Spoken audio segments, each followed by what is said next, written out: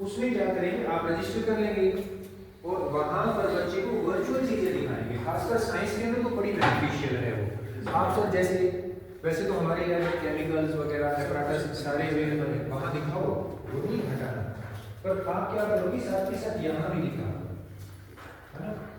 अच्छा, बच्चे को जैसे एसएसटी के टीचर है वो बताते हैं कि धरती जो है वो किस तरीके से रोटेट करती है, ऐसे रिवॉल्व करती है, तो वो सारी की सारी चीजें वर्चुअल लैब्स में आसानी से दिखाई जा सकती है ना। कितना अच्छे से समझेगा बच्चा।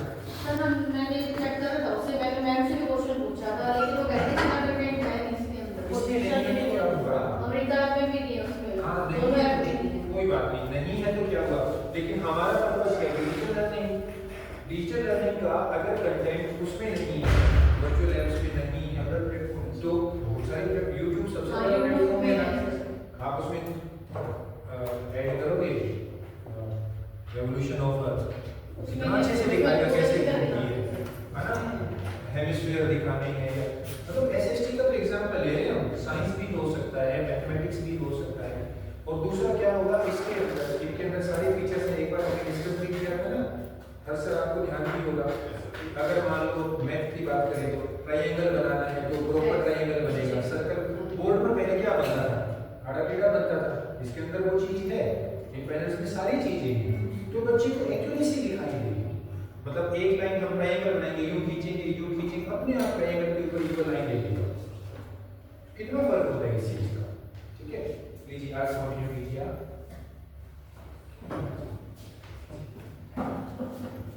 Okay, teachers, now I will tell you about digital learning and technology integration. What is digital learning and technology integration? As you all know that today digital learning and technology integration is very important in our life. It seems that without this we can't progress in our life. So technology is very important today in our life. आज के युग में मानव जीवन का प्रत्येक पक्ष तकनीकी से अफेक्टेड है, ऐसा कोई भी पक्ष नहीं है। एडमिशन के लिए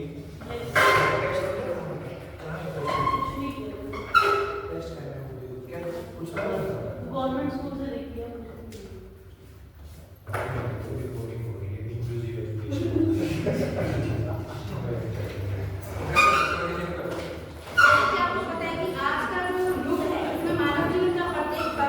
तकनीकी से अफेक्टेड है, टेक्नोलॉजी से अफेक्टेड है। टेक्नोलॉजी के बिना आज हम अपनी लाइफ में कुछ कर ही नहीं सकते। हमारी लाइफ इस पर पूरी तरह से बेस्ड हो चुकी है। सारे ये लोग शुरू हो जाते हैं राकेश तो मेरा फ्रेंड्स को रिकॉर्डिंग हां सर रिकॉर्डिंग रिलैक्सेशन देना चाहिए तो घुमा हो जाए। अब ये सब ना बच्चे में क्या ऐसे क्या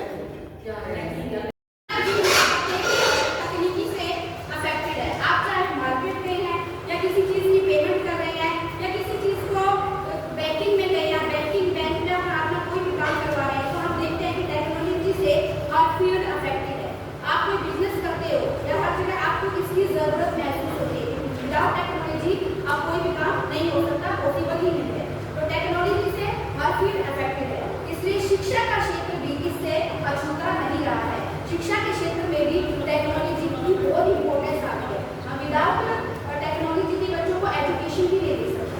तो विदाउट टेक्नोलॉजी के अगर बच्चों को एजुकेशन देते हैं तो बच्चे का उसमें इंटरेस्ट नहीं बना रहता है। टेक्नोलॉजी का अगर हम यूज करते हैं तो बच्चे का प्रॉपर इंटरेस्ट बना रहता है और उसके अंदर सीखने की जो क्वालिटी है वो ज़्यादा आती है। तो टेक्नोलॉजी कहने का सीधा साधा मतलब यही है कि टेक्नोलॉजी ने हर क्षेत्र को प्रभावित किया है। Without technology we can't progress in our life. अगर हम डिजिटल एजुकेशन की बात करते हैं तो ऑनलाइन की बात करते हैं। जैसे कोरोना काल हुआ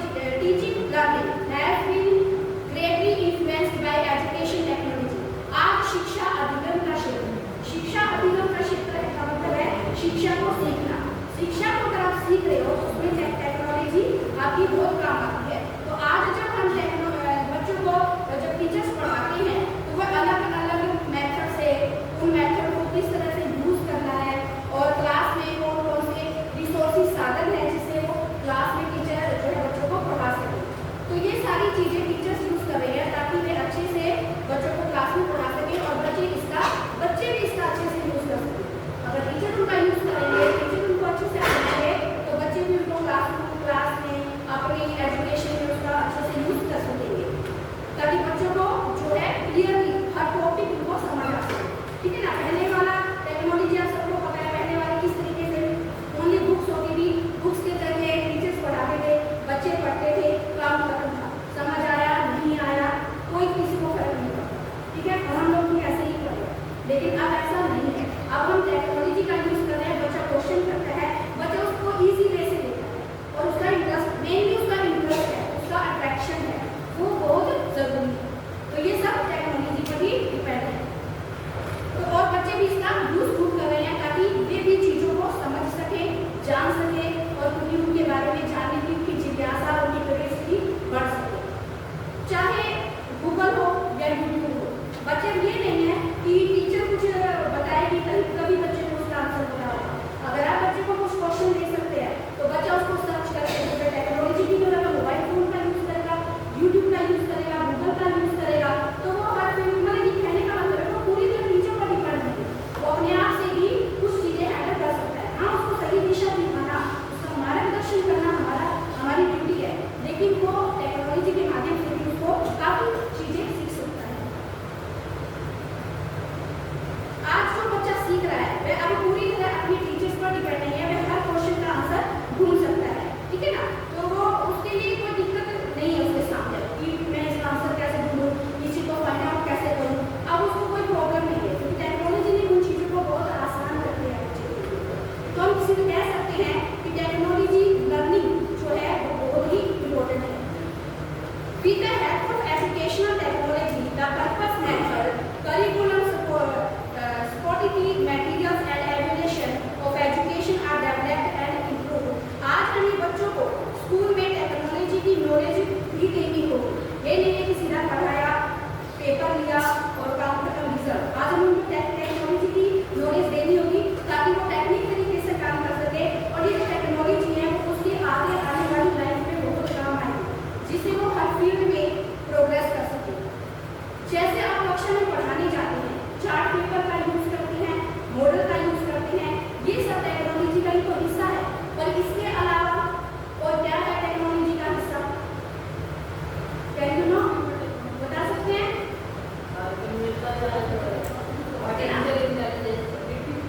यस, स्मार्ट बोर्ड है हमारा। ठीक है ना। मोबाइल फोन है ये हमारे, ये सब क्या है? टेक्नोलॉजी है।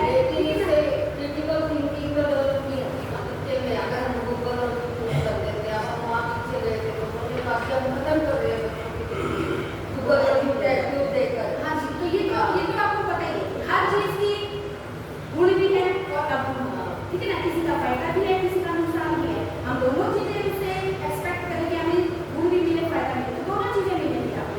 ठीक है ना। उसका फायदा भी होगा, उसका नुकसान भी होगा। ठीक है।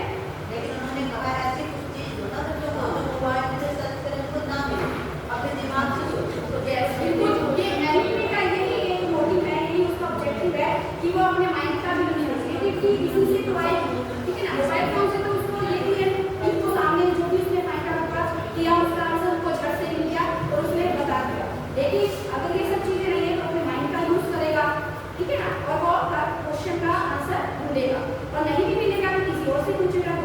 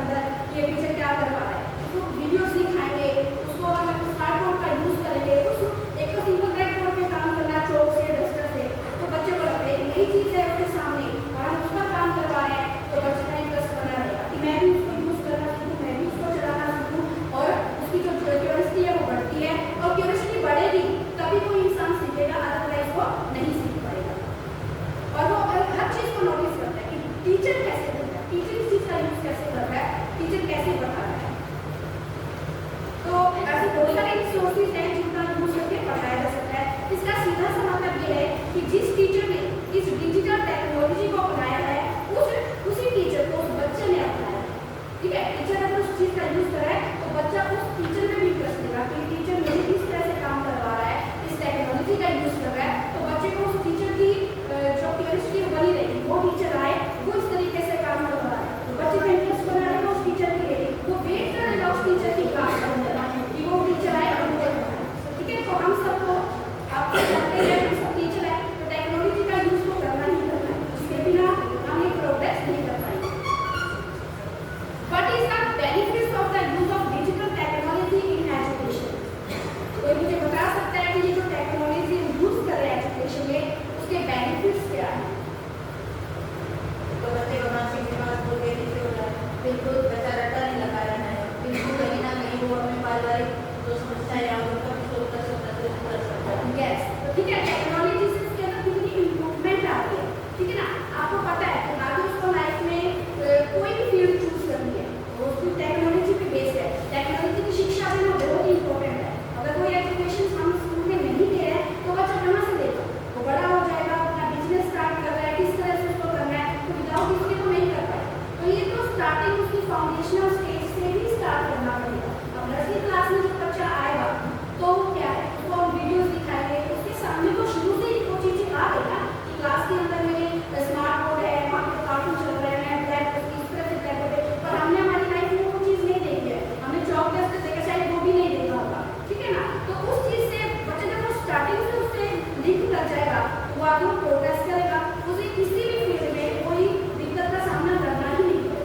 तो टेक्नोलॉजी का सबसे बड़ा फायदा तो यही है, वो हर फील्ड को चूज कर सकता है। Digital technology in education offers numerous benefits, including enhanced accessibility, responsibility, increasing engagement, and improved collaboration. ठीक है, utility, preparing, और इसका अल्टीमेटम जो है वो क्या, स्टूडेंट्स को प्रिपेयर करना थोड़ा फ्यूचर रेडी वर्ल्ड, कि पूरे वर्ल्ड के लिए फ्यूचर के लिए उसको रेडी करना स्टूडेंट्स को।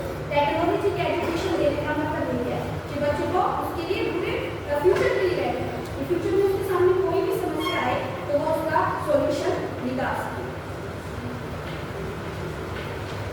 फिर accessibility and flexibility, digital tools allow students to access learning materials and resources from anywhere, anytime.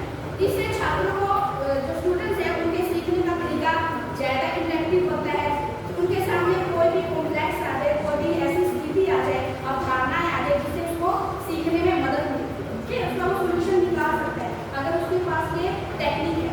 ठीक है, तो वो कोई भी प्रॉब्लम है उसका सोल्यूशन किसी पर डिपेंड नहीं रहेगा, कहने का मतलब ये है उसका सोल्यूशन वो फाइंड आउट कर सकते हैं। छात्रों को भविष्य के लिए जरूरी वेबसाइट कौशल सिखाए जाते हैं। ठीक है ना, हो सकता है कुछ चीज़ें ऐसी होती हैं जो हमारे माइंड में नहीं आती है, बट हम टेक्नोलॉजी का यूज़ करते हैं, बहुत सारे वीडियोस देखते हैं, एक्टिविटीज देखते हैं, अभी भी क्लियर होते हैं और अभी बच्चों को वो चीज़ें सिखाते हैं। ये हमारे लिए भी है, ठीक है ना, ओनली ये सिर्फ स्टूडेंट्स के लिए नहीं है, इससे टीचर भी एजुकेट हो गए, टीचर्स को अपनी भी लर्निंग पावर बढ़ रही है, वो भी सीख रहे हैं, वो खुद सीखेंगे, वो सिखाएंगे। तो so technology is very important in our life. Teachers के क्या फायदे, टीचर्स के क्या, वो कमजोर छात्रों को के लिए व्यक्तिगत उपकरणों का इस्तेमाल कर सकता है और शिक्षा को सीखने को व्यक्तिगत बनाने में मदद मिलती है। ठीक है, इसका यूज करके टीचर भी जो है डल बच्चे हैं क्लास में, कमजोर बच्चे हैं, उनको एजुकेट करने में हेल्प मिलती है। तो टेक्नोलॉजी जो है वो बहुत ही इम्पोर्टेंट है। तो अभी हम एक एक्टिविटी करेंगे, अभी मैं आपको एक एक्टिविटी दे दूँ।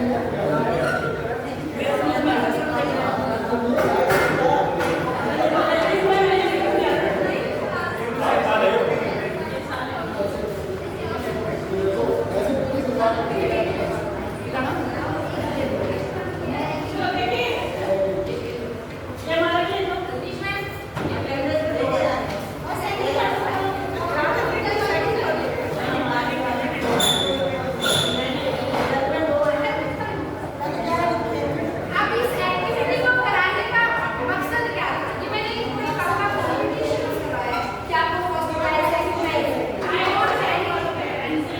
इसका मेन मकसद ये था कि जब हम क्लास में बच्चों से काम करवाते हैं तो हम उनके ऊपर प्रेशराइज करते हैं कि नहीं जल्दी करो, ठीक है ना? कि आप हम उनके ऊपर बहुत प्रेशर कर देते हैं और प्रेशर के में आने के बाद बच्चा क्या करेगा? गलत भी करेगा, उसको जो आता है वो भी भूल जाएगा और वो नहीं कर पाएगा।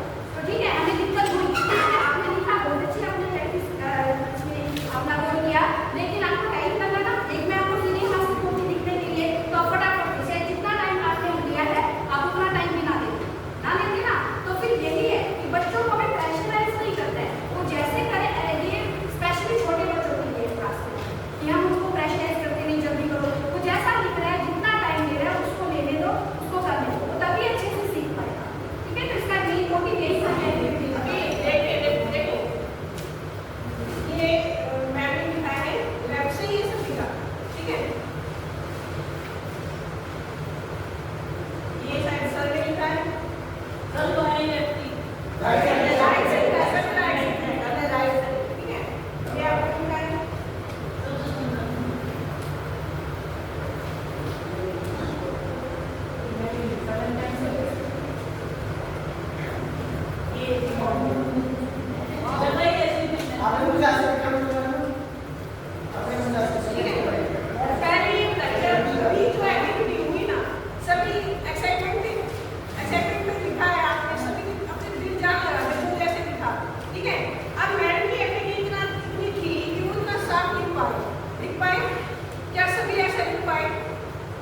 सभी काम मन को करने का था, वो एक्साइटमेंट से भरा हुआ था। ठीक है, अगर मैं ये कह दूं कि मैं नहीं आपने इतना गंदा किया, बुरा किया है, क्या किया है, तो बच्चे की मेंटल, बस यही है कि समझाना चाहते हैं कि हमें बच्चे की मेंटल हेल्थ पर भी ध्यान देना है। इस एक्टिविटी का हमारा ये हाँ कर्म करें। और अगर वो साफ ही लिख के लगा तो बस उनका सुनिए स्टार्टिंग पॉइंट है, स्टार्टिंग पॉइंट है। आप अभी स्टार्टिंग में हम जाएंगे ना तो नहीं करेगा। मैं अपने एक्सपीरियंस से क्या मैं कह रही हूँ बच्चा हमारी क्लास में आ रहा है, उसके बाद आ रहा है, और तब की बात कर रहे हैं। वो कहीं ना फिर से क्या नहीं है, फिर से हार नहीं सकेगा। ये स्टैंडर्ड की बात है। जब जैसे और हमने आप अपनी टीचर के साथ चल चुके हैं, क्या मैं सुधारती है? जैसे उनकी राइटिंग क्लासेस करती है, जैसे जब आगे बढ़ना है ऐसे बात की एंड ना हमारी भी बच्चे के बर्थडे को नहीं कर पाएगा, तो क्या उसको छोड़ देगा? तो यही तो समझाने की चीजें और काम है। करवानी ठीक है?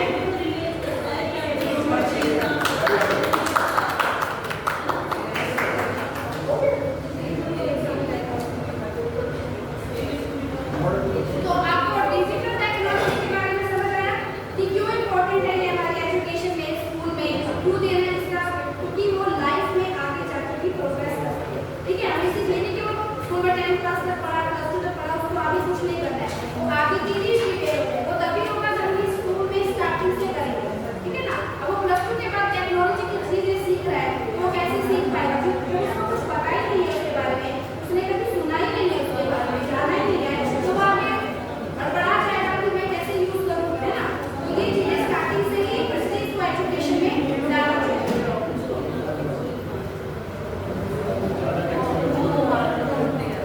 एक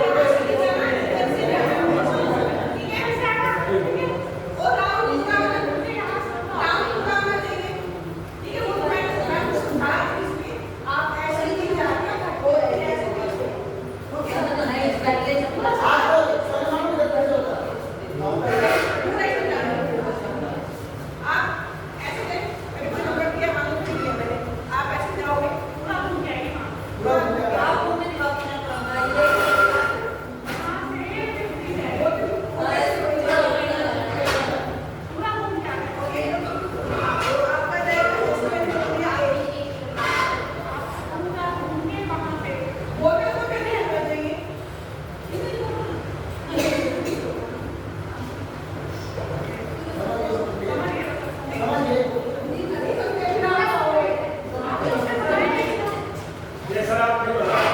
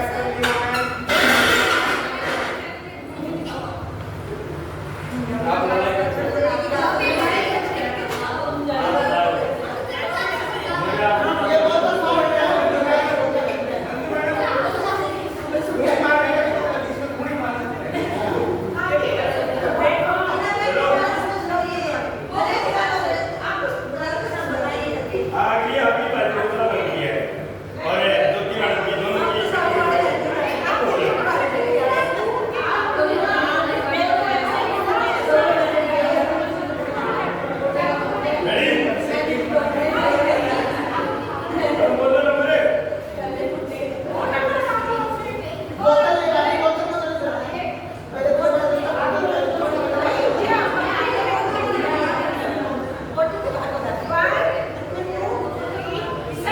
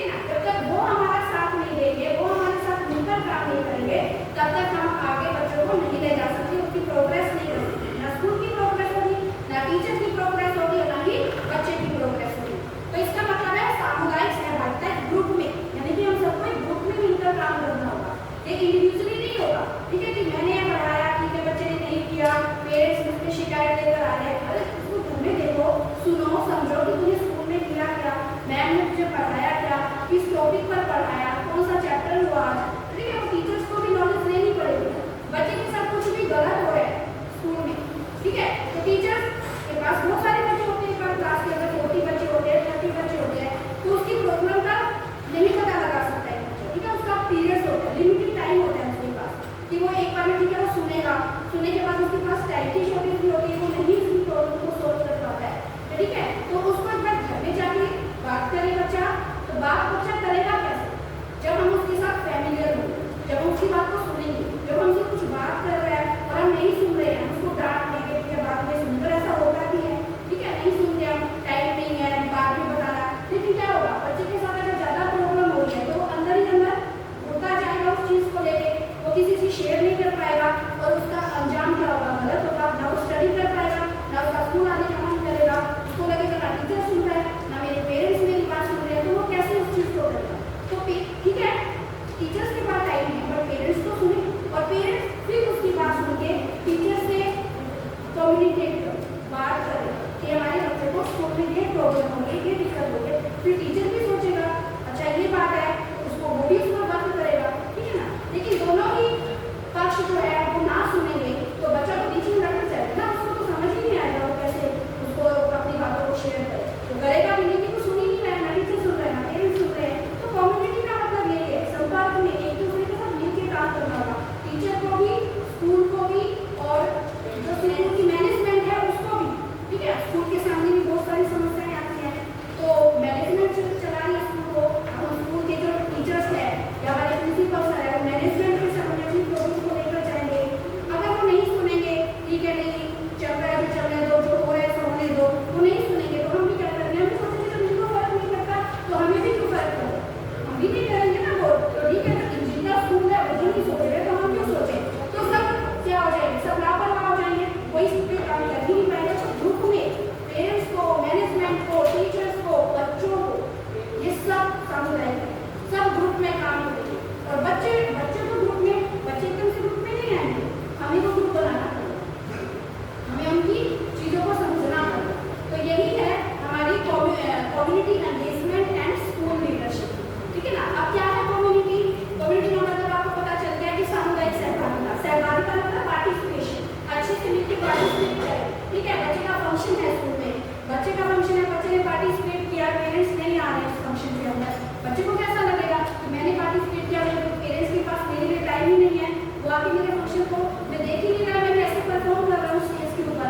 ठीक है ना, तो टाइम निकालना पड़ेगा, टाइम कभी नहीं मिलता और ना ही मिलेगा, टाइम सिर्फ हमें निकालना पड़ेगा और देखना पड़ेगा, क्योंकि बच्चे को स्टार्टिंग से लेना पड़ेगा। कई बच्चे अब ऐसे, आज का टाइम ही ऐसा हो गया है कि माँ बाप दोनों ही बिजी हैं अपनी लाइफ में, दोनों को जॉब करनी पड़ रही है, बच्चे की तरफ ध्यान जा ही नहीं रहा है, तो क्या है, बच्चा लोनलीनेस फील करता है कि अब मैं किससे अपनी बातें शेयर करूँ। ठीक है, उसके साथ आओ, उसके बाद स्कूल की बातें करो, उससे टीचर्स की बातें पूछो, आपका टीचर कैसे पढ़ा रहा है, आपको किस टीचर से पढ़ना चल रहा है, आपका कौन सा टीचर अच्छा है, तो उसके मन की बातें जो है निकल करके सामने आएंगी। ठीक है ना, और उसकी फिर वो पेरेंट्स हमसे बात करेंगे तो हम चीजें भी सोचेंगे।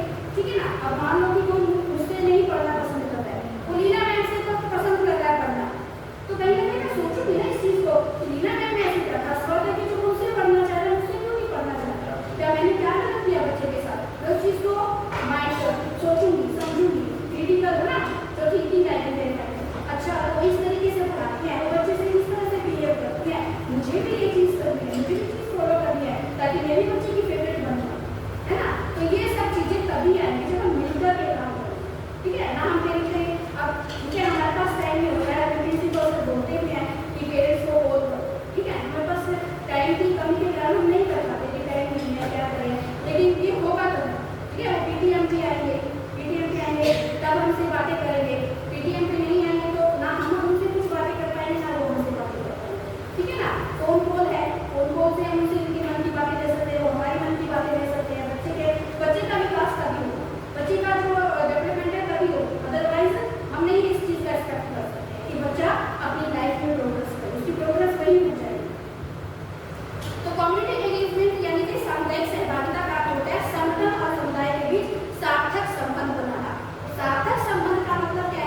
किसी के साथ ऐसा रिश्ता हो जाना जिससे आपका आपसी सम्मान और सहयोग हो। ठीक है, हम आपस में बात नहीं करेंगे, आपस में सहयोग नहीं करेंगे, फिर हम टीचर्स को भी पेरेंट्स को भी कहेंगे कि आप घर में ऐसा माहौल बनाइए, आप बच्चे से बातचीत करिए, पूछिए, ठीक है, जानिए उसकी मन की बात, वो क्या फील कर रहा है, उसको किस चीज़ से प्रॉब्लम हो रही है, तो वो सहभागिता होनी बहुत जरूरी है। तो मेनली इसका सीधा सा मतलब ये है कि सबको मिलकर काम करना होगा, कम्युनिटी में काम करना होगा। फैमिली और स्कूल में आपस में कम्युनिटी एंगेजमेंट होना चाहिए। इसका मतलब है कि स्कूल और उसके आसपास के समुदाय के बीच का जो संबंध है, जो उनका रिलेशन है, वो स्ट्रॉन्ग होना चाहिए, मजबूत होना चाहिए। वो स्ट्रॉन्ग, वो रिश्ता ही स्ट्रॉन्ग नहीं होगा, ठीक है, हम बाकी नहीं सुनेंगे उनकी फीडबैक तो कुछ नहीं होगा। क्योंकि पढ़ाना मतलब नहीं है, पढ़ाना तो बिल्कुल रह भी नहीं गई है, ठीक है ना, कि पढ़ाना ही है, बच्चे को पास करना है, फेल हुआ पास हुआ, उसका वो चीज़ें उसकी इम्पोर्टेंट नहीं रहती, इम्पोर्टेंस नहीं रहती, ठीक है, उसका वो कहते हैं ना सर्वांगीण विकास होना बहुत जरूरी है, तो वो ऐसे ही हो पाएगा। वहीं स्कूल लीडरशिप का मतलब है स्कूल के नेतृत्व में रहने वाले लोगों की भूमिका और जिम्मेदारी। जो स्कूल को चला रहे हैं उनका क्या रोल है, वो कैसे स्कूल में मतलब कि पानी की व्यवस्था है, पीने का पानी होना चाहिए, टॉयलेट्स होने चाहिए, गार्डन होना चाहिए जहाँ बच्चे खेले, ठीक है, और अच्छे से उसको जो भी चीज़ हो उसको स्कूल में मिलेगी, तभी उसका इंटरेस्ट बनेगा स्कूल में। तो ये किसका काम है, मैनेजमेंट का काम है, वही प्रोवाइड करेगा, है ना। तो जब उनको भी सुनना पड़ेगा, उन्हें भी हमारी बातें समझनी पड़ेगी, बच्चों से भी व्यूज लेने चाहिए इसके बारे में कि बच्चे क्या चाहते हैं कि हमारे स्कूल में क्या होना चाहिए, क्या नहीं होना चाहिए। बच्चे बताएंगे तो बच्चों के आइडियाज भी हमें फॉलो करने हैं। जैसे प्रिंसिपल सर बताए कोई कंपनी में काम करते थे तो आइडियाज दिए जाते थे मंथ में सबके, तो हमें भी लेने चाहिए, ठीक है ना। जरूरी नहीं है कि सबके मन में एक ही बात आए, सबके आइडियाज, सबके विचार, सबके सब कुछ अलग होता है, ठीक है ना। कोई किसी को अच्छा लग जाता है कि हाँ ये ठीक हो, तो छोटा बच्चा ही होना हो जाए। तो स्कूल के नेतृत्व में रहने वाले लोगों की भूमिका और जिम्मेदारियां ये लीडरशिप में आती हैं। फिर है important points about school engagement and school leadership.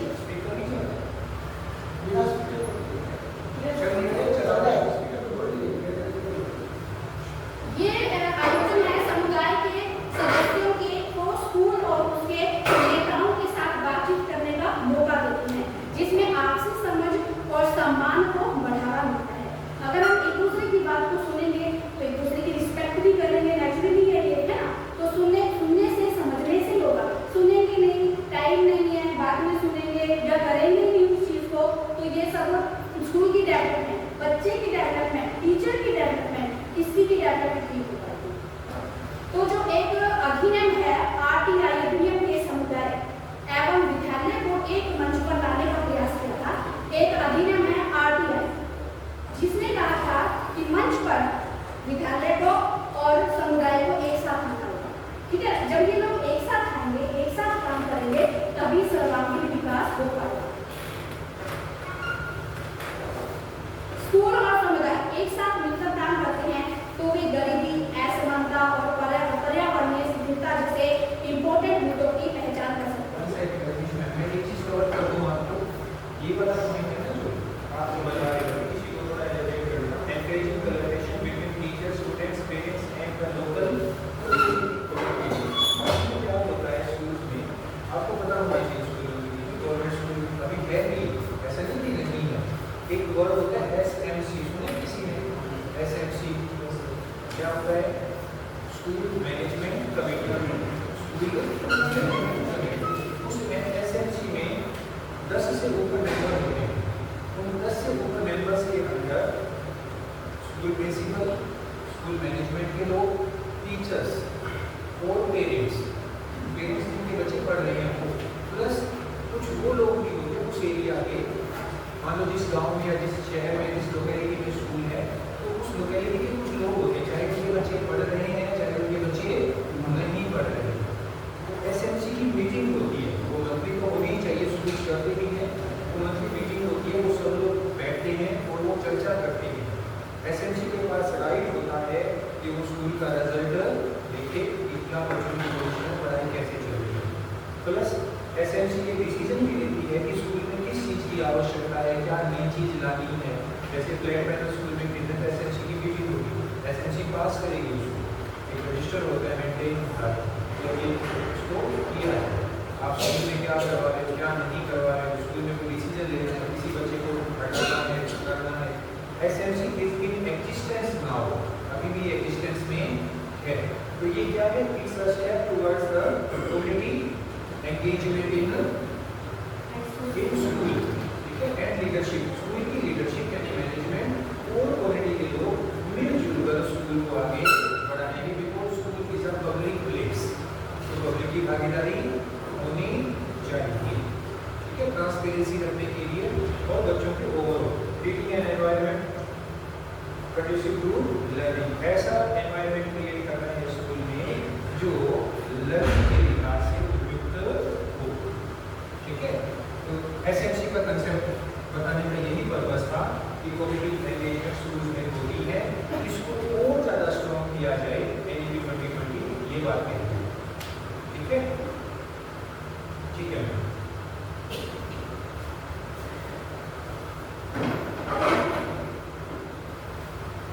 School और समुदाय एक साथ मिलकर काम करते हैं तो वे गरीबी, असमानता और पर्यावरणीय शिथिलता जैसे इम्पोर्टेंट मुद्दों की पहचान कर सकते हैं।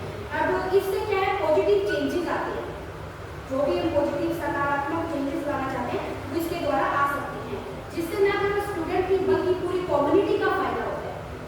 पर्यावरणीय शिथिलता क्या होती है? एनवायरमेंटल सस्टेनेबिलिटी, एनवायरमेंट के बैलेंस को बनाए रखना, नेचुरल रिसोर्सेज को बनाए रखना, एनवायरमेंट सस्टेनेबिलिटी को बनाए रखने के लिए बहुत इंपॉर्टेंट है। जैसे कम पानी का इस्तेमाल करना, अत्यधिक पेड़ लगाना, कच्चे माल की खपत कम करना, ठीक है, ये सब जो है एनवायरमेंटल सस्टेनेबिलिटी के अंदर शामिल है। समुदाय की भागीदारी अगर वो करना चाहते हैं, अपना पार्टिसिपेशन करना चाहता है समुदाय कम्युनिटी, तो उसके तरीके क्या है? माता पिता और परिवार के सदस्य बच्चों को गाइड करने में शिक्षकों के साथ मिलकर काम कर सकते हैं। समुदाय के सदस्य स्कूल की गतिविधियों में भाग ले सकते हैं। स्कूल में जो भी एक्टिविटीज कराई जाती हैं उसमें पेरेंट्स भी अपना पार्टिसिपेशन करके, ठीक है ना, उसको बढ़ावा दे सकते हैं।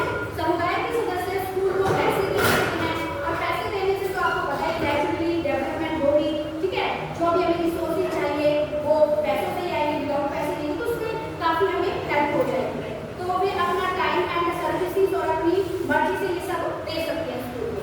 कम्युनिटी की भागीदारी से स्कूल और स्टूडेंट्स के कई फायदे होते हैं।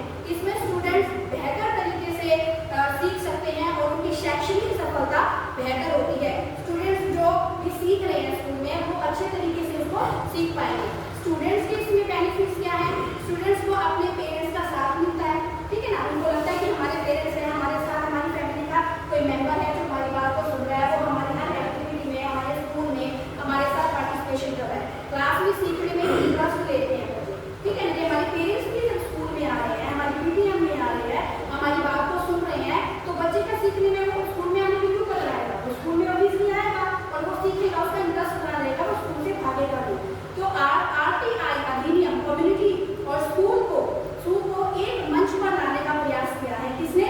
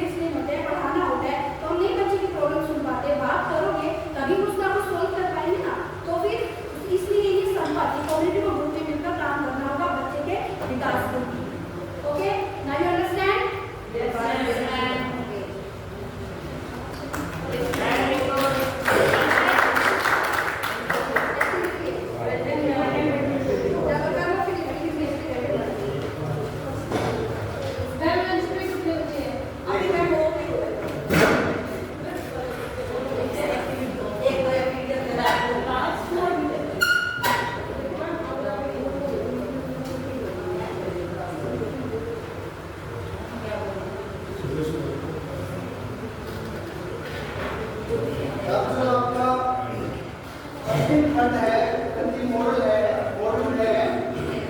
वो रहेगा आपका the future of education and NEP long term impact. जो आपकी शिक्षा नीति अब लागू हो रही है उसके दूरगामी परिणाम क्या होंगे, जो आपका भविष्य होगा उसके अंदर क्या क्या परिणाम होगा।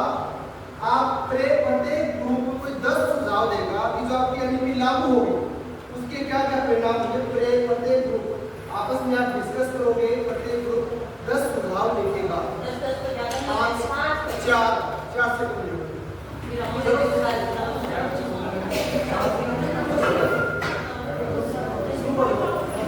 एनईपी के क्या क्या दूरगामी परिणाम हो सकते हैं।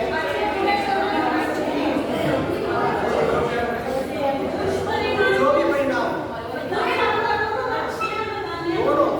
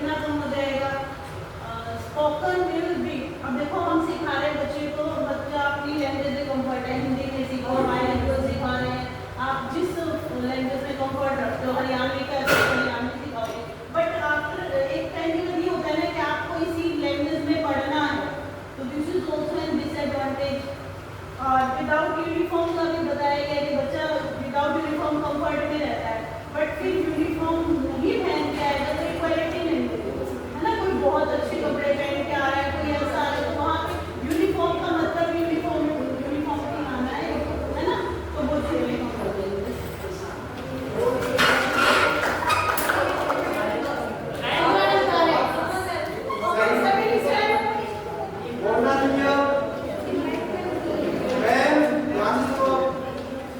पहले एडवांटेज है चाइल्ड सेंटर्ड एजुकेशन हो जाएगी, प्रोग्राम्स है जो मीडियाबिलिटी आएगी बच्चे में, थिंकिंग क्रिटिकल एंड क्रिएटिव होएगी बच्चे की, और वो सब्जेक्ट को वो इजीली अंडरस्टैंड करता है बिकॉज़ की क्रिटिकल थिंकिंग इनकी, और इंटरेस्ट भी develop in school, communicate with teachers and peer group. Disadvantages क्या है, अगर वो मोबाइल का ज़्यादा यूज करता है तो मिसयूज भी करेगा घर जाके उसका, और इंटेलिजेंट स्टूडेंट जो है जो इंटरेस्टिंग स्टडी है उससे इंटेलिजेंट स्टूडेंट्स का तो लॉस होगा ना, क्योंकि टीचर तो सबको इक्वल लेके चल रहा है, जैसे 2-3 कमजोर बच्चे हैं, अगर हम उसको कंसंट्रेट करेंगे उसी पे ही तो बाकी बच्चे रह जाएंगे, तो ये डिसएडवांटेज भी है इसका। इसके बाद है वो जैसे अब टेक्नोलॉजी इंक्रीज हो गई तो अनएम्प्लॉयमेंट क्या होगी, इंक्रीज हो गई है, ये इसका आगे आगे जाएंगे।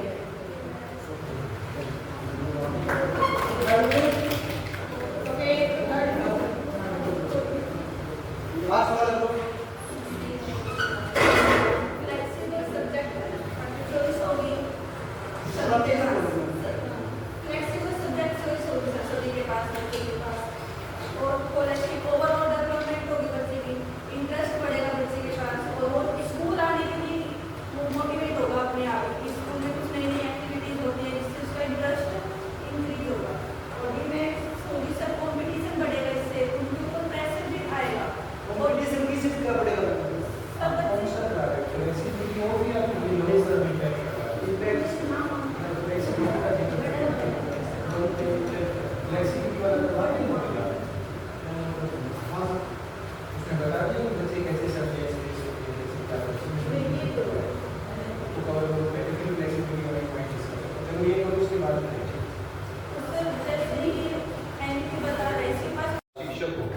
आपकी कॉम्पिटेंसी क्या होनी चाहिए, आपको कैसा होना चाहिए, और तो बहुत एक परख एग्जाम होता है जो सरकार CBSE कंडक्ट करवाती है, परख, उसमें आपको परखा जाता है कि आप उस पढ़ाने के योग्य हो या नहीं। टेस्ट होते हैं टीचर्स के, इवन पीछे तो CBSE ने साइकोमेट्रिक टेस्ट भी कंपल्सरी किया है कि टीचर्स का क्या होना चाहिए, साइकोमेट्रिक टेस्ट की उनका दिमाग ठीक है या नहीं है, घर से तो नहीं करके आई, बच्चे का तो नहीं गला दबा रही है।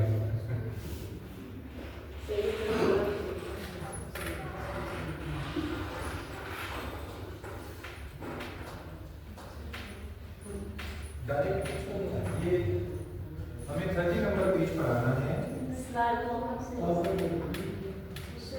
ये पूरा एक डॉक्यूमेंट है, इसमें स्लाइड्स नहीं है।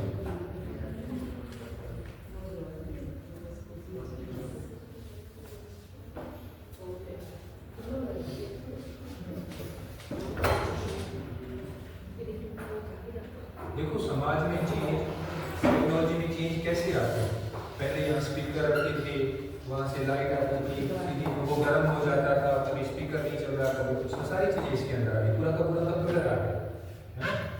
थोड़े साल में देखना दीवार में चिप लगा देंगे और जो सोचोगे वो दीवार पर आ जाएगा, हाथ पर देखना हाथ में आ जाएगा। साइंस का क्या है, साइंस का जो संभावना है असीमित है, साइंस कहीं से कहीं जा सकती है, और इसीलिए कहा गया है कि हमें साइंस सोचना चाहिए। ये लो जी, शिक्षक में क्या होना चाहिए, क्या आप भविष्य का निर्माण करते हो, सम्मानित सदस्य थे कभी जमाने में, ठीक है, और सिर्फ सबसे अच्छे विद्वान भी शिक्षक बनते थे, कभी वक्त होता था शिक्षक बनने का क्राइटेरिया बड़ा डिफिकल्ट होता था, सिर्फ विद्वान लोग ही शिक्षक बनते थे, ठीक है। और जो जो उनकी चीज पेपर पढ़ लो जल्दी जल्दी, हिंदी कौन से विषय पढ़ सकता है, समझ भी आ जाए। शिक्षक वास्तव में बच्चों के भविष्य को आकार देते हैं, अतः हमारे राष्ट्र के भविष्य का निर्माण भी करते हैं। इस नए योगदान के कारण ही भारत में शिक्षक समाज के सबसे ज्यादा सम्मानित सदस्य थे और सिर्फ सबसे अच्छे और विद्वान शिक्षक बनते थे। विद्यार्थियों को निर्धारित ज्ञान, पोषण और नैतिक मूल्य प्रदान करने के लिए समाज शिक्षक या गुरुओं को उनके जरूरत की सभी चीजें प्रदान करता था। अध्यापक शिक्षा की गुणवत्ता, भर्ती, पद स्थापना, सेवा शर्तें और शिक्षकों के अधिकारों की स्थिति वैसी नहीं है जैसी होनी चाहिए और इसके परिणाम स्वरूप शिक्षकों की गुणवत्ता और उत्साह वांछित मानकों का प्राप्त नहीं कर पाता। शिक्षकों के लिए उच्चतर दर्जा गौरव के प्रति आदर और सम्मान के भाव को पुनर्जीवित करना होगा ताकि शिक्षण व्यवसाय में बेहतर लोगों को शामिल करने हेतु उन्हें प्रेरित किया जा सके। एनईपी कहती है कि अच्छा वेतन मिले, शिक्षकों को क्या मिले? अच्छा वेतन, तभी उनको वो करेंगे, है ना? क्या करोगे पैसों का?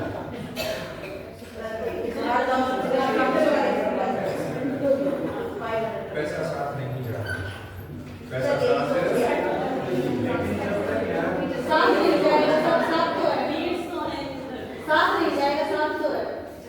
नीड्स क्या है मैडम? नीड्स तो अब ये मैंने मोबाइल से सर्च कर लिया नहीं चुकी आपको बस उतना ही चाहिए ना, महीने में 2000 का पी लेती होगी,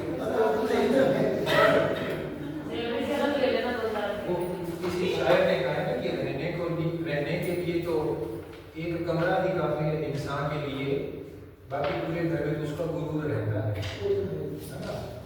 जरूरतों के हिसाब से जो इच्छाओं के अनुसार है नहीं, रोज नई सारी खरीदोगे तो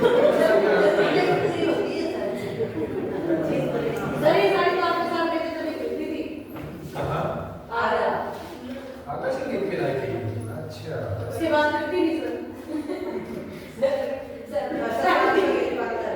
चलिए अब क्या है, बीएड जो है वो पहले क्या थी? 2 वर्ष की थी, बीच में 1 वर्ष की कर दी थी, 2 की कर दी, और अब से जो बीएड सीखने के लिए 4 वर्ष इंटीग्रेटेड बीएड का कोर्स हो गया। अब जो एनईपी लागू हो जाएगी तो बीएड 4 साल की होगी, ताकि जो टीचर बनना चाहता है वो एक अच्छे लेवल से गुजरे और अच्छा जो है समाज में योगदान दिया जा सके। ठीक है, हमें में चीजें पढ़ेंगे इसमें। अगला 5.3 क्या कहता है? मतलब आपको अगर शिक्षक के बारे में बताना है तो पॉइंट नंबर 5 एजुकेशन पॉलिसी के डॉक्यूमेंट में ये सारी चीजें हैं। ठीक है, अच्छा वातावरण दे सके, केंद्र शासित निर्धारित स्थानांतरण, ये सरकारी टीचर्स के लिए ज़्यादा एप्लीकेबल है कि उनका जो आजकल होता है ट्रांसफर होता है सरकारी का, वो ऑनलाइन सॉफ्टवेयर आधारित व्यवस्था के द्वारा किया जाना है। ये नहीं कि अपना खास है उसको नजदीक ट्रांसफर दे दिया या किया नहीं, किसी को दूर कर दिया, वो ऑनलाइन हो, ट्रांसपेरेंसी हो। ये देखिए टेट का एग्जामिनेशन, वो तो इवन चाहे प्राइवेट स्कूल हो चाहे सरकारी, सबके लिए जरूरी है। टीचर्स एलिजिबिलिटी टेस्ट, पर्पस ये है कि क्या वो वाकई में टीचिंग की बेसिक चीजें जानता है या नहीं जानता है, वो जरूरी है। होते भी है टेट, होते हैं ना, HTET, CTET, central government CTET करवाती है और हरियाणा गवर्नमेंट, इसी तरह राजस्थान गवर्नमेंट आरटेट, सबके अलग अलग है। ओके,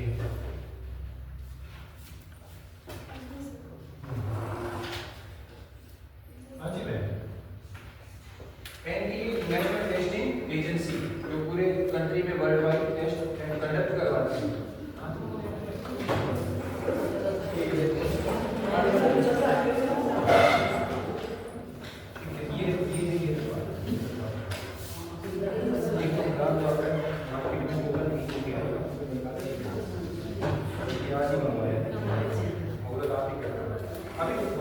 अभी गाड़ी नहीं आई ना, करवा देंगे।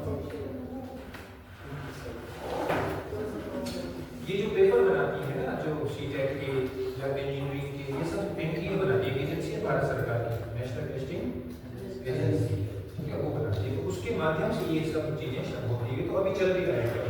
ठीक है,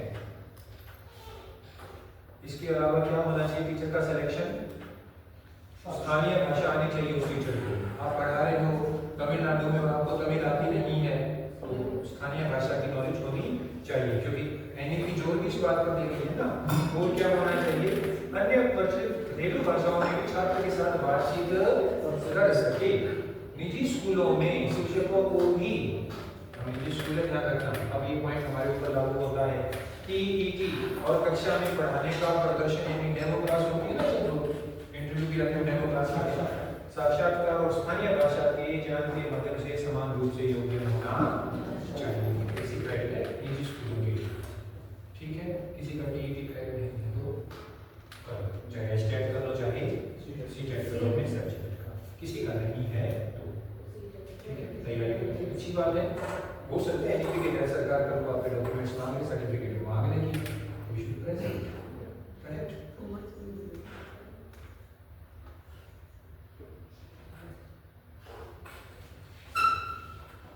बाकी स्कूल के ऊपर है कि स्कूल कैसे कैसे टीचर, विशेष रूप से कला, शारीरिक शिक्षा, व्यावसायिक शिक्षा, आगे भी उसका टीचर होना चाहिए, वोकेशनल एजुकेशन का। भाषाएं, लैंग्वेज पॉलिसी को तो वैसे ही जोड़ रही है सरकार, ठीक है।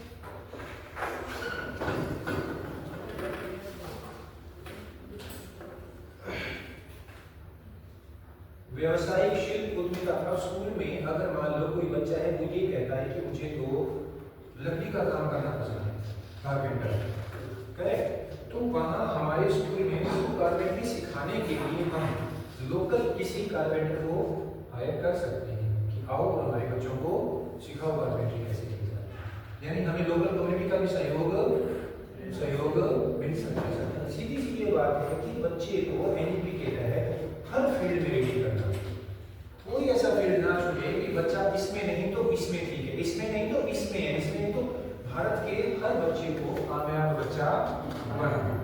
और ये मैं हमारी जो सरकार वर्तमान में इसकी बड़ी प्रेज करता हूँ इस मामले में कि एटलीस्ट विजन है सरकार के पास, पीछे की सरकारों के पास कोई विजन था ही नहीं, दूर में रखा था, एटलीस्ट विजन है, सोच बड़ी है, लागू करना हमारे हाथ में, सरकार हमें पॉलिसी दे सकती है, लागू करना वो हमारे हाथ में, हम कितना अच्छा करते हैं और करना ही चाहिए। के दौरान ये तो क्या ज़्यादा गवर्नमेंट स्कूल्स में आ जाता है, लेकिन फिर भी प्राइवेट स्कूलों की बात करें तो अपनी क्षमताओं को अधिकतम स्तर तक बढ़ाना होगा। और ये चीज देखो कितना इंपॉर्टेंट पॉइंट है, इस पॉइंट को देखो दिखा, आमूल परिवर्तन करने का प्राथमिक लक्ष्य शिक्षकों की क्षमताओं को अधिकतम स्तर तक बढ़ाना होगा ताकि वे अपना काम प्रभावी ढंग से कर सके। यह सुनिश्चित हो सके कि शिक्षकों, छात्रों, अभिभावकों, प्रधानाध्यापकों और अन्य सहायक कर्मचारियों के एक समावेशी समुदाय के सदस्यों का एक कॉमन लक्ष्य यह है सुनिश्चित करना होगा कि सभी बच्चे सीख रहे हैं। अपना जो स्तर है उसको बढ़ाना जरूरी है, ठीक है। स्तर बढ़ाने का मतलब यहाँ पर आप मैथ्स पढ़ाते हो, आप क्लास 8 को मैथ्स पढ़ाते हो, 9, 10 को मैथ्स पढ़ाते हो, तो केवल ये नहीं कि अपने मैथ तक ही सीमित रहना, ठीक है। मैथ के टीचर उनको ये लगता है कि मुझे क्राफ्टिंग भी आती है तो अपना लेवल और अच्छा कर क्या मैं करा सकती हूँ या करा सकता हूँ, तो वो क्राफ्टिंग सीख के खुद और अच्छे से बच्चों को भी करवाए, ठीक है। इसके अलावा जो क्लास में सलीका से उसके तहत तो करवा ही नहीं, मैथमेटिक्स की अन्य प्रभावी जो विधियां हैं, कुछ नई चीजें जो हैं कि किस तरीके से बच्चे को नई नई चीजें करा सकते हैं, उससे टीचर का भी स्तर बढ़ेगा और बच्चे का भी बढ़ेगा। अगला क्या पॉइंट है आपके लिए, ये आपके लिए है पर्याप्त सुरक्षित भौतिक संसाधन, शौचालय, स्वच्छ पेयजल, सीखने के स्वच्छ, ये तो स्कूल की चीज आ गई। स्कूलों के शिक्षक और छात्र सभी जेंडर के छात्रों और दिव्यांग बच्चों से एक सुरक्षित, समावेशी और प्रभावी शिक्षण वातावरण प्राप्त कर सके। यहाँ जेंडर का मतलब केवल और केवल ये समझो कि इट्स नॉट अबाउट मेल और female, it's about transgender also, right. अगर ऐसा भी बच्चा कोई आता है तो that child must be treated with respect, there should be no biasness about that child, okay, and discrimination should not be based on gender, okay. Caste और creed की बात करें इस पार्ट आई थिंक ये तो सोचने की नहीं है।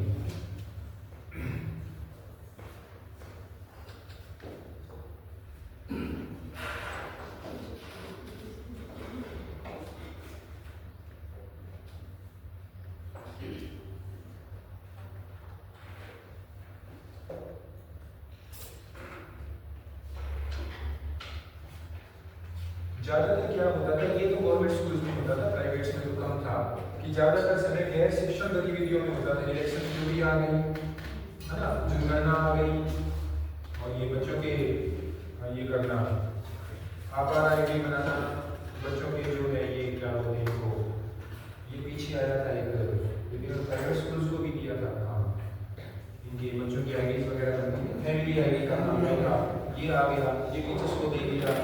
तो इस तरीके की टीचर से ये एनईपी कह रही कि मुक्त करो टीचर को, ये काम मत कराओ उनसे, इनका ज़्यादा समय व्यतीत होने से शिक्षक को ऐसे कार्य जो शिक्षा से ही संबंधित नहीं है उनको करने की अनुमति नहीं होगी। ठीक है, आप लोगों को तो नहीं, आपको सिर्फ शिक्षा से संबंधित काम मिलता है प्राइवेट स्कूल्स में, लेकिन गवर्नमेंट स्कूल्स के लिए ज़्यादा एप्लीकेबल है। विशेष रूप से उनको पता है क्या काम दिया जाता है, प्रशासनिक कार्य, मध्याह्न भोजन मिड डे मील वाला जो आता है, ऐसे कार्य जो है तर्कसंगत न्यूनतम समय से अधिक समय में शामिल नहीं किया जाए, इसलिए पूरे शिक्षा जीवन सके। बस ज़्यादा से ज़्यादा प्रशासनिक कार्य स्कूल से रिलेटेड है या मध्याह्न, उसमें भी ओवर टाइम नहीं, नॉर्मल टाइम में करेंगे, बाकी एक्स्ट्रा कोई काम टीचर्स को ना किए जाएंगे।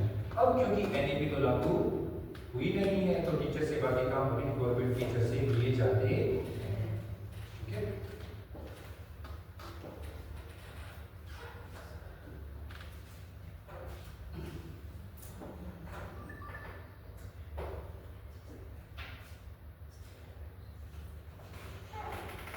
अधिगम क्या होता है? प्रभावी अधिगम, अधिक जमा आगम, अधिक जमा अधिक से अधिक प्राप्त करना, आगम पढ़ना।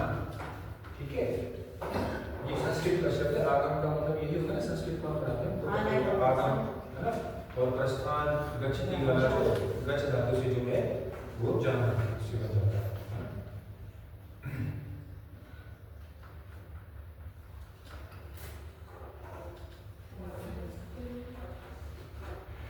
और शिक्षक क्या करेगा, सामाजिक भावनात्मक पक्षों पर भी ध्यान देंगे जो कि विद्यार्थियों के सर्वांगीण विकास के दृष्टि से नितांत आवश्यक पक्ष हैं। यानी बच्चे के सामाजिक और भावनात्मक पक्ष हमने पढ़ा था ना, PCSE,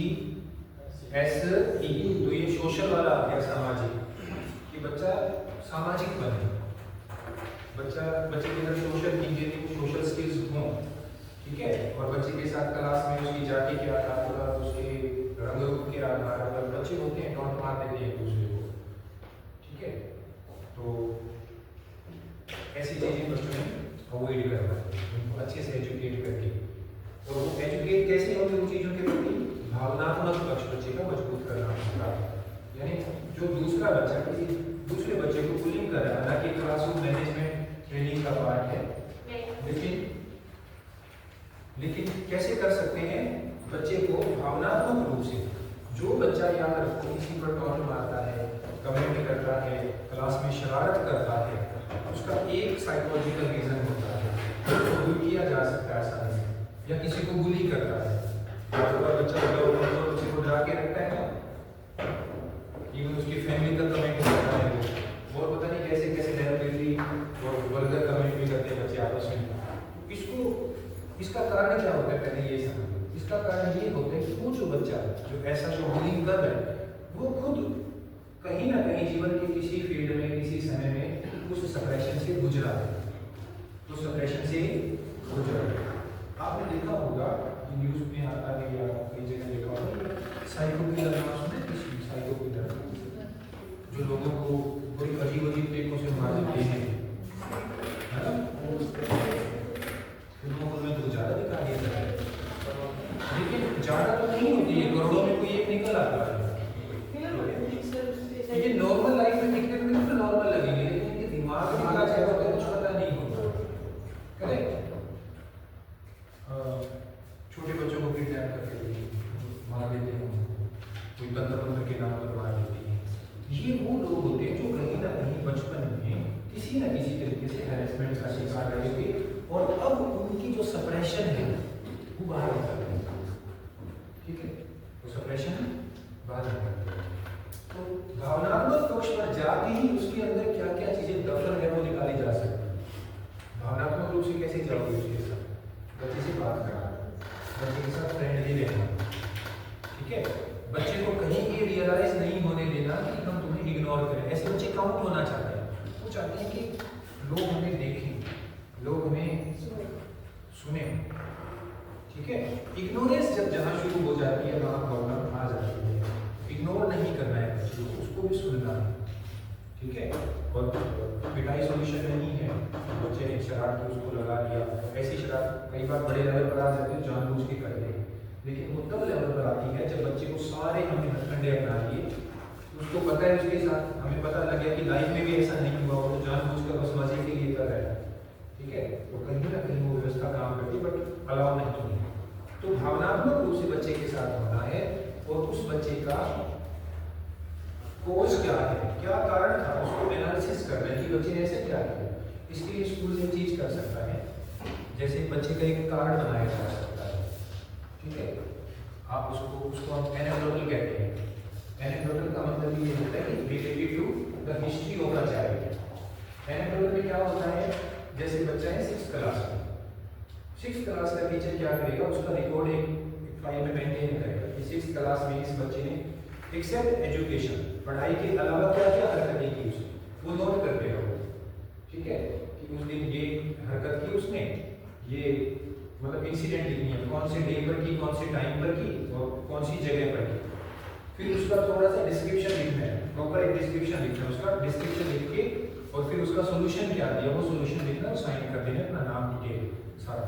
और वो फाइल जब बच्चे की आपके पास रहेगी, आगे फिर हरकत करता है तो फिर लिख दो, फिर करता है तो फिर लिख दो, साथ ही साथ निदान करते रहेंगे। जैसे ही बच्चा 7th क्लास में हो जाए, that file should be transfer to the class incharge of 7th, ताकि वो टीचर को ध्यान रहे। अच्छा, मान लो 6th क्लास के टीचर को वो छोड़ के चले गए, अब 7th क्लास के टीचर को, स्कूल मैनेजमेंट को पता होना चाहिए कि इस बच्चे की ये हिस्ट्री किसने पहले ये किया, तो पहले ही पता लग जाएगा कि इस तरीके का है और इस तरीके से इसका सॉल्यूशन हो सकता है। बैकग्राउंड क्या है, रीजन क्या है, तो स्कूल को आसानी होती है बच्चे का भावनात्मक पक्ष जानने में। हिस्ट्री पता होती है ना, जो जितने भी साइकियाट्रिस्ट होते हैं वो सब करते क्या है, पहले तो हिस्ट्री पता करते हैं ना, उससे दोस्ताना संबंध का स्थापित करके सारी बातें पूछ लेते हैं, बातों में सब पूछे, काम आसान है, कुछ भी नहीं है, बच्चे के साथ एक दोस्ती सी करके इधर से। और ऐसे बच्चों को काउंट करना शुरू कर दोगे ना, वो सुधर भी जाएंगे। ऐसी बात है, ऐसे बच्चों को आप काउंट करोगे तो सुधर भी जाएंगे, ठीक है। हाँ, हो सकता है स्कूल में आपको ये लगेगा कि नहीं, जितना मैंने एफर्ट की उतने नहीं, जैसे ही स्कूल पास करेंगे फिर आपके प्रति उनका व्यवहार देखना बिल्कुल बदला नजर आएगा। जीवन के किसी स्तर पर तो जाके सुधार करना, यही तो पर्पस है।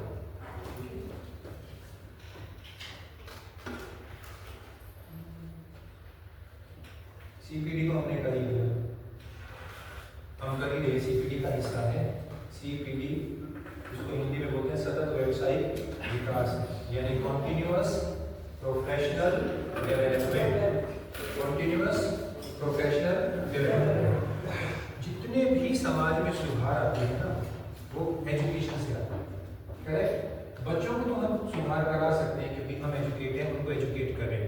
हमें भी तो बहुत कमियां हैं, हमें भी तो बहुत सारी चीज़ों का नहीं पता होता, और जब पता लग गया तो कहते हो तो ये किया था, गलत किया, मुझे तो पता ही नहीं था।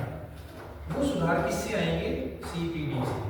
कॉन्टिन्यूअस प्रोफेशनली हमें अपने आप को डेवलप करना है, हमेशा ये सोच के चलना है कि हम कुछ सीखना चाहते हैं, कहीं भी गए हमारा उद्देश्य क्या है, सीखने का है। तो उसमें क्या होगा, कॉन्टिन्यूअस प्रोफेशनल डेवलपमेंट के तहत सरकार ने, यानी जिस बोर्ड से जो स्कूल एफिलिएटेड है, खास करके केंद्र सरकार का बनाया हुआ है, तो केंद्र सरकार ये कहती है कि हर अध्यापक की 1 साल में 50 घंटे की ट्रेनिंग, लगभग 50 घंटों के सीपीडी कार्यक्रम में हिस्सा लें। और सीबीएसई क्या कह रही है, सीबीएसई ने थोड़ा अपने लेवल पर क्या कर दिया कि 50 घंटे 25 घंटे तो गवर्नमेंट के द्वारा ट्रेनिंग होगी। गवर्नमेंट के द्वारा ट्रेनिंग का मतलब चाहे तो सीबीएसई खुद करवाए, तो आप लोग जाते भी हो ट्रेनिंग्स के अंदर, वो स्कूल्स में होती है, ठीक है। चाहे कोई गवर्नमेंट जैसे एकलव्य हो गया, दिशा हो गया, ऑनलाइन हो गया, बट ऑनलाइन को कम प्रेफर किया जाता है, ठीक है। तो सरकार कहीं पर भी, एक आपने सुना होगा डाइट करके एक वो होता है, इंस्टीट्यूट होती है, ठीक है, district institution of educational training. यहाँ हिसार का मातरशाह में, फतेहाबाद का फतेहाबाद के पास एक गांव है मताना करके, वहाँ हर जिले में एक होता है। वो बीएड के टाइम तो वहाँ ट्रेनिंग चलती है। आप डाइट वाले जो हैं वो हरियाणा, वो ऐसा नहीं कि हरियाणा सरकार से संबंधित है, वो जो कॉन्क्रीट लिस्ट है, संबंधी सूची, उसके तहत आता है। तो उनका उद्देश्य ये, जो डाइट के जो डायरेक्टर वगैरह उनका ये है कि वो 50 घंटे की जो CPD ट्रेनिंग है वो करवाए। 25 घंटे की वो भी करवा सकते हैं, हम डाइट के इंस्ट्रक्टर को बुला सकते हैं। अब हरियाणा में ज़्यादा दबाव दे रखा है पंचकुला रीजन में ट्रेनिंग्स का, तो अब डाइट वालों की भी बात चल रही है कि ये भी करवाएं इन हाउस ट्रेनिंग, तो हम बुला सकते हैं उनको अगले साल में कोई ट्रेनर को, ठीक है।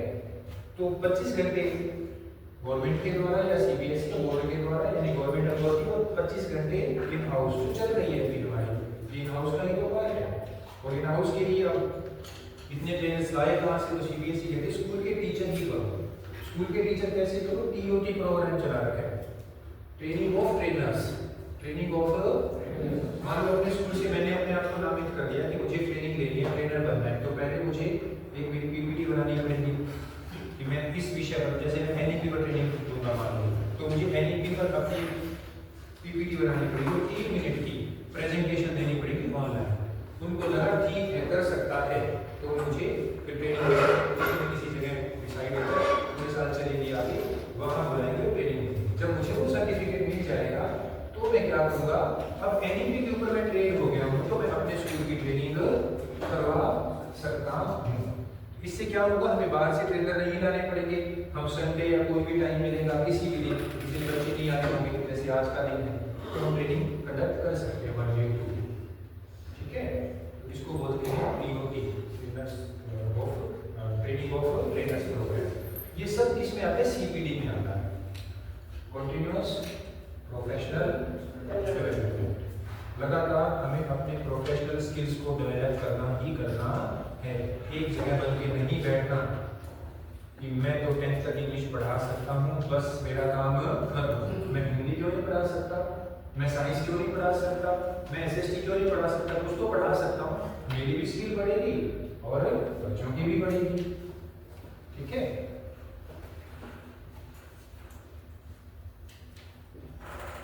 ये प्रयोगशाला ये सब हुई है। करियर मैनेजमेंट और प्रगति, ये भी है बच्चों को। अब करियर के लिए काउंसलिंग भी करनी चाहिए टाइम टू टाइम, करियर के ऊपर क्या करनी रहेगी, काउंसलिंग भी करनी रहेगी बच्चों की, वो आगे जाते होते हैं। अब हम यूँ करते हैं, एक मेन चीज कर लेते हैं, कुछ और रहेगा लंच ऐसा है सूरज सर स्विच ऑफ करके आने लगे 2 मिनट। अच्छा, इससे हम आते हैं बाहर और अब हम करते हैं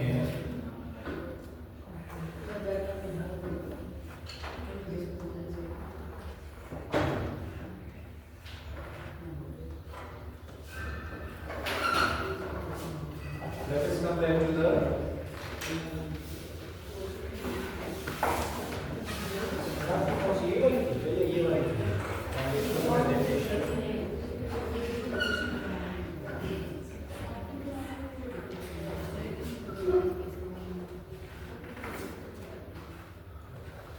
आगे समझ लो था, ये इम्पोर्टेंट है क्योंकि हम NEP जब कर रहे हैं तो वास्टली कर ही लेते हैं इसको, जो दूसरे स्कूल में ट्रेनिंग होती है आगे उनकी बात बताते नहीं बताते वो नहीं रखेंगे, क्यों NEP का हम लोग स्कूल के सारे टीचर्स को NEP का अच्छे से पता है।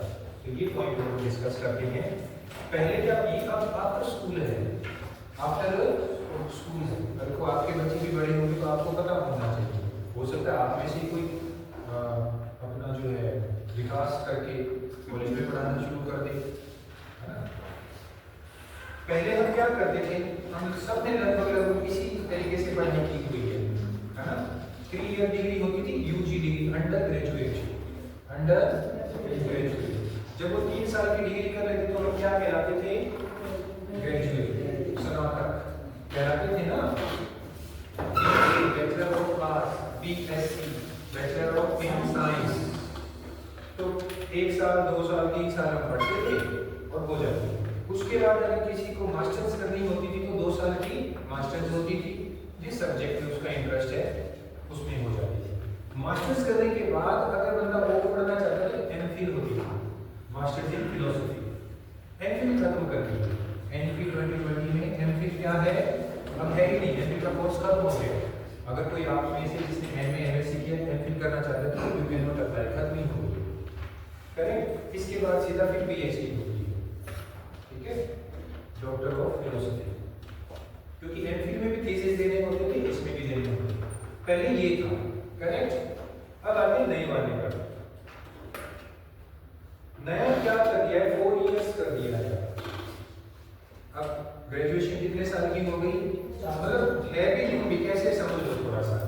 4 इयर्स अंडर ग्रेजुएट डिग्री अब 3 साल की नहीं है। एनपी के तहत जो होगा, अभी तो सेमेस्टर वाइज कर रखा है 3 साल की, लेकिन सेमेस्टर वाइज है। हाँ, एनपी सेमेस्टर की जोड़ देती है कि एक साथ एग्जाम कंडक्ट ना करो। और अगर आपने देखा होगा अभी आगे from this new session, coming session 25-26 से जो 10th क्लास के एग्जाम है वो 2 बार होंगे। सर्कुलर पढ़ा था आपको सीबीएसई का, लेकिन सेमेस्टर वाइज नहीं करेंगे, ठीक है। कैसे करेंगे, एक तो एग्जाम होगा फरवरी और मार्च में 10th क्लास का। फरवरी और मार्च में जिसने एग्जाम दे दिया और वो बच्चा सेटिस्फाई है अपने रिजल्ट से, दैट्स ओके। अगर बच्चा उससे सेटिस्फाई नहीं है तो मेरे में फिर एग्जाम होगा, वही पेपर फिर होगा, ठीक है। लेकिन उसके लिए सितंबर में ही अप्लाई करना पड़ेगा बच्चे को कि मैं दोनों एग्जाम देना चाहता हूँ। उसको ये लगता है कि मेरे दोनों पेपर, मेरा जो फर्स्ट वाला पेपर है वो अच्छा हो गया, मैं सेटिस्फाई हूँ, नो नीड। उसको लगता है कि नहीं मैं सेटिस्फाई नहीं हूँ, अच्छा कर सकता हूँ, वो दोबारा दे सकता है। जो इम्प्रूवमेंट वगैरह करना है ना पहले उसमें कि एक में कम नंबर इम्प्रूव, वो इम्प्रूवमेंट वगैरह सब खत्म कर दिया। ये भी है ना, दोनों में से अगर उसके दूसरे में भी कम आ गए, दोनों में से बेस्ट दे देंगे। हाँ, दोनों में से मान लो पहले वाले में अच्छे थे, दूसरे वाले में कम आ गए, फिर पहले वाला जो है इम्प्रूवमेंट भी देखते हैं। अब क्या कर दिया, अब मान के चलो संस्कृत 9 10 अभी से ही होगी 10th क्लास में। अभी एनईपी तो कहती है करनी है, सीबीएसई भी ये कह रही है कर दो, लेकिन सीबीएसई ने कंपल्सन नहीं लगाया, किसी ट्रेनिंग का लगाया है। जिस दिन कंपल्सन लगाएगी उस दिन 9 10 में भी संस्कृत नहीं, थर्ड लैंग्वेज का वो हमारे ऊपर है, हम कौन सी देते हैं, हम संस्कृत देते हैं, पंजाबी देते हैं, क्या देते हैं, वो हमारे ऊपर है। मतलब थर्ड लैंग्वेज जो है वो हमारे यहाँ संस्कृत ही चलती, क्योंकि बच्चे इंटर संस्कृत पढ़ रहे हैं तो कंफर्टेबल होते हैं। अभी तक सीबीएसई ने इस बात के लिए ज़्यादा, किसी स्कूल में मुझे लगता है कि काफ़ी कम स्कूल में भी हम अगले साल उससे अगले साल कर देंगे, ठीक है। पूरी अब कैसे हो जाएगी ग्रेजुएशन, ये देखो। पहले क्या होता था, मान लो बच्चे ने +2 पास करके फर्स्ट ईयर में एडमिशन लिया, फर्स्ट ईयर पास कर दिया, सेकंड ईयर में गया, सेकंड ईयर में जाने के बाद बच्चे की 100 प्रॉब्लम हो गई, उसने पढ़ाई छोड़ दी, वो +2 माना जाता था कि वो +2 पढ़ा हुआ है। अब ऐसा किसी ने फाइनल ईयर में छोड़ दिया तो क्या माना जाता था, ग्रेजुएट नहीं। अच्छा देखो, बच्चा फर्स्ट ईयर पढ़ा, सेकंड ईयर पढ़ा और फाइनल नहीं कर पाया। मेरा एक फ्रेंड था, वो ग्रेजुएशन फाइनल ईयर में था ना, तो वो बीएसएफ में चला गया, करेक्ट। अब वो बीएसएफ में चला गया तो अब वो ग्रेजुएटर अब है क्लास की बात है, वो ना उसके ऊपर फिर मैंने दिया प्रोजेक्ट की बात है, मेरे जितने नंबर आए ना उससे 15% फालतू आए उसके, कमाल की बात है। और सिलेबस भी चेंज हो गया था, उसमें नहीं जानी चाहिए, आवाज़ से धीरे बता रहा, वो तो हो गया था। ऐसे बहुत सारे बच्चों पे कहने का मतलब ये है, ठीक है। तो कुछ नहीं हो गया, 2.5 साल बेकार चले गए, किया क्या उसने, कुछ भी नहीं। अब ऐसा नहीं है, एनईपी क्या कहती है, अगर बच्चा एंट्री हो गई फर्स्ट ईयर में और फर्स्ट ईयर करने के बाद उसका एग्जिट हो गया, तो बीच में दे रखा है, यानी सेकंड ईयर किया है बट फर्स्ट के बाद वो सेकंड से पहले एग्जिट कर दिया, वो पढ़ाई नहीं कर पाया, तो उस बच्चे को डिप्लोमा ऑर्डर करेंगे।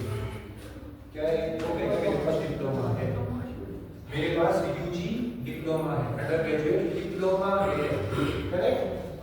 बच्चा यहाँ आ गया, सेकंड के बाद छोटी थर्ड कंप्लीट नहीं की, तो बच्चा क्या कहेगा, मेरे पास डिप्लोमा 2 ईयर डिप्लोमा है, मेरे पास 2 ईयर डिप्लोमा। बच्चा थर्ड में आ गया, ठीक है, यहाँ सर्टिफिकेट आएगा, डिप्लोमा नहीं आएगा, कि मेरे पास सर्टिफिकेट मिलेगा उसको, डिप्लोमा होल्डर का सर्टिफिकेट। थर्ड में आके छोड़ दिया इसमें, तो वो देगा मेरे पास एडवांस डिप्लोमा है, मेरे पास क्या है, वो थर्ड कंप्लीट कर लिया और फोर्थ से पहले छोड़ दिया, वो ग्रेजुएट हो गया। मतलब ग्रेजुएशन 3 साल की होती थी, यहाँ भी 3 साल के बाद ही ग्रेजुएशन का टाइटल मिलेगा, लेकिन अगर उससे पहले छोड़ दिया तो एटलीस्ट डिप्लोमा होल्डर कहलाएगा। पहले तो कुछ भी नहीं था। अब दीपेश सर कह रहे कि आपके साथ कुछ ऐसा क्या हुआ था? मेरी ग्रेजुएशन कंप्लीट नहीं थी, तो मैं पढ़ नहीं पाया फाइनल, तो ग्रेजुएशन नहीं कर पाया मैं, फाइनल के पेपर दिए, एक पेपर में कंपार्टमेंट थी, दोबारा नहीं करना है। अब अगर एनईपी में होते ना तो सेकंड ईयर के बाद तो आप सर्टिफिकेट होल्डर होते, अंडर ग्रेजुएट का सर्टिफिकेट होते। और सरकार आगे क्या करेगी, नौकरियां जो निकालेगी उसमें क्राइटेरिया फिक्स करेगी कि मिनिमम क्राइटेरिया क्या होना चाहिए, सेकंड ईयर डिप्लोमा होना चाहिए। तो मान लो दीपेश सर ने सेकंड ईयर में छोड़ दिया था तो वो उसके लिए एलिजिबल है। नहीं फाइनल का क्या है, अब नहीं है, एग्जांपल दे रहा हूँ, अब नहीं है, नुकसान तो हुआ ना, लेकिन अब नहीं होगा। वो तो अच्छी है इसके अंदर। तो ये 2 साल क्यों बर्बाद किए, जब पढ़ाई है तो क्यों बर्बाद करवानी चाहिए। और सब्जेक्ट की जो फ्लेक्सिबिलिटी है वो तो अलग है ही है, उसका भी फायदा। थर्ड ईयर होने के बाद क्या मिलेगी, डिग्री। क्या मिलेगी? अब ये ओवर इंटीग्रेटेड प्रोग्राम कितने साल का है? 4 साल का है। 4 साल का है तो यहाँ क्या होगा, जैसे ही बच्चा थर्ड ईयर पास करके वो पढ़ना चाहे पढ़ ले, नहीं पढ़ना चाहे तो छोड़ दो, डिग्री तो मिलती, ग्रेजुएट हो गया, करेक्ट।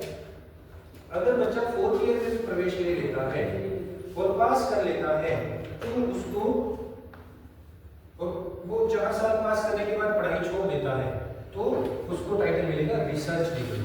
किसका?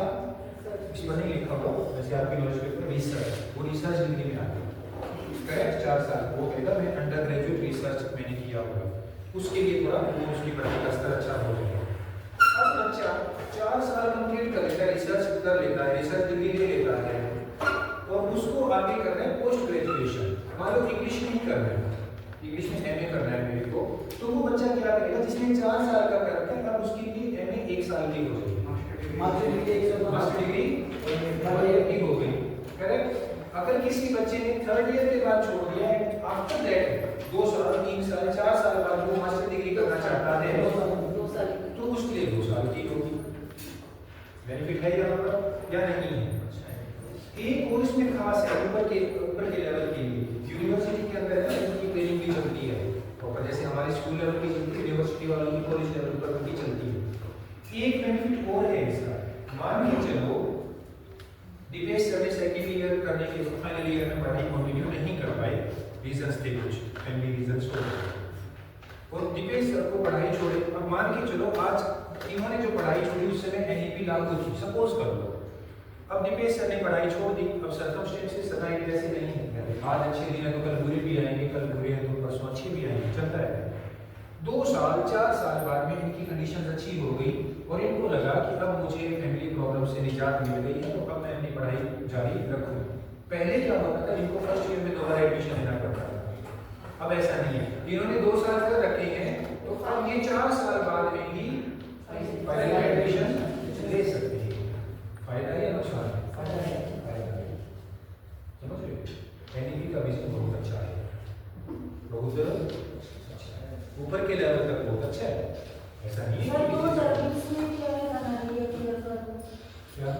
जैसे मान लो 2002 के बाद हाँ, इसको मैडम है ना, इसको हम एनईपी जो कह रहे हैं ये पार्शियली कई स्कूलों ने कई स्टेट्स में लागू कर रखी है। मैंने भी ये सर हाँ, तो ये पार्शियली लागू होता था पहले, 2002 में मेरी लेकिन उसके लिए टाइम होता था, इसमें दिया था, टाइम होता था, हाँ जी 20 यूनिवर्सिटी में 20 टाइम होता था उसके लिए। अब ऐसा नहीं है, मर्जी चांस बोलते हाँ मर्जी, ऐसा नहीं कि पूरी तरह एनईपी नहीं थी, ये चीजें नहीं थी पहले भी थी, इसको थोड़ा और इम्प्रोवाइज कर दिया, थोड़ा और अच्छे लेवल पर इसको लागू कर दिया, ठीक है। और यहाँ ज्यादा फ्लेक्सिबिलिटी कर दी हर चीज की। यहाँ कुछ अब क्रेडिट वगैरह मिलने शुरू हो गए हैं बच्चों को, जैसे बच्चा है ना, क्रेडिट स्कोर होता है, जैसे इंस्टीट्यूट होते हैं इनके अंदर कि इतने पॉइंट बन गए तो इस स्कूल में एडमिशन मिल जाएगा, इतने में मिल गए, ऐसा कुछ क्रेडिट स्कोर वाला भी चलता है, वो हमारे उसमें नहीं है।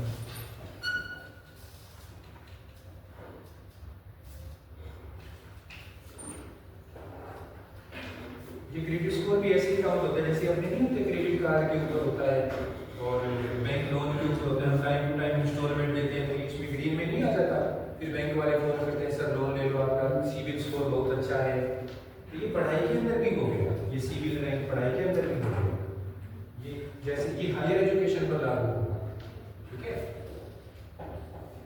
लो एक बच्चा कॉलेज में पढ़ रहा है कहीं पर, ठीक है, उसके मार्क्स, उसकी अटेंडेंस, उसका बिहेवियर, उसके अकॉर्डिंग क्या होगा, उसको पॉइंट्स मिलेंगे बच्चे को, टीचर्स देंगे। और टीचर्स अकेले नहीं देंगे, ये खास बात है, टीचर्स अकेले नहीं, उसका पीयर ग्रुप भी देंगे, उसके साथ वाले बच्चे भी उसको पॉइंट देंगे।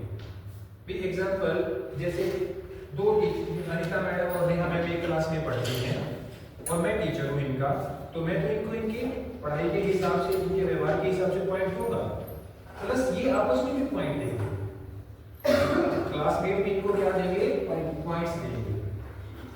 इसमें देखो बच्चे को भी इन्वॉल्व करें। बच्चा हमारी नजर में तो बहुत अच्छा हो सकता है, लेकिन हो सकता है वो दूसरे बच्चे के लिए अच्छा ना हो, तो वहां पर भी उस बच्चे को लिया गया ताकि बच्चों का क्लासरूम के अंदर भी व्यवहार क्या हो, अच्छा हो। तो ये पॉइंट मिलेंगे।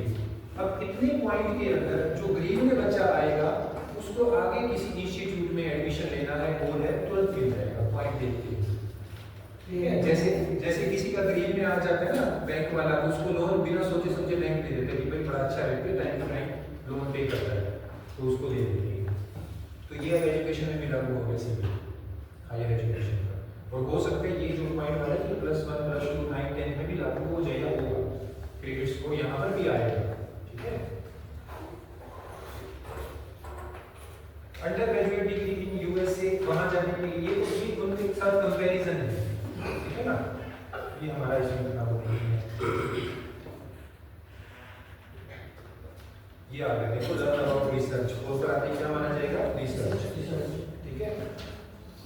और ये अगर बच्चा 4 साल करने के बाद सीधा एमए या मास्टर्स करेगा, एमएससी कुछ भी, तो वो 4+1 स्ट्रक्चर हो जाएगा। जैसे हमारा 5 के लिए 3 4 का है, वहां पर कौन सा स्ट्रक्चर लागू हुआ है, 3 2 + 4+1 का स्ट्रक्चर हायर एजुकेशन में लागू है। इंग्लिश में जो हायर एजुकेशन वाला स्ट्रक्चर है, ये वो स्कूल के टीचर्स को नहीं पता, आपको पता है। अभी पता लग गया ना सबको, कि कॉलेज लेवल की चीजें आपको भी बता दी गई।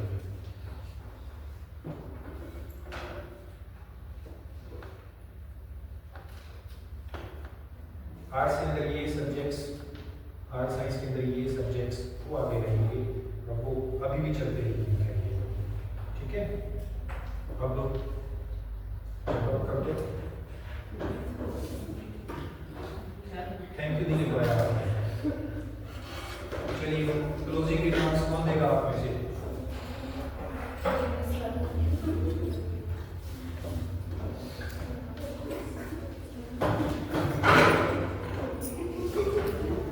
अब हम आज की जो मीटिंग है वो समाप्त करते हैं। मीटिंग नहीं, वर्कशॉप। आज के वर्कशॉप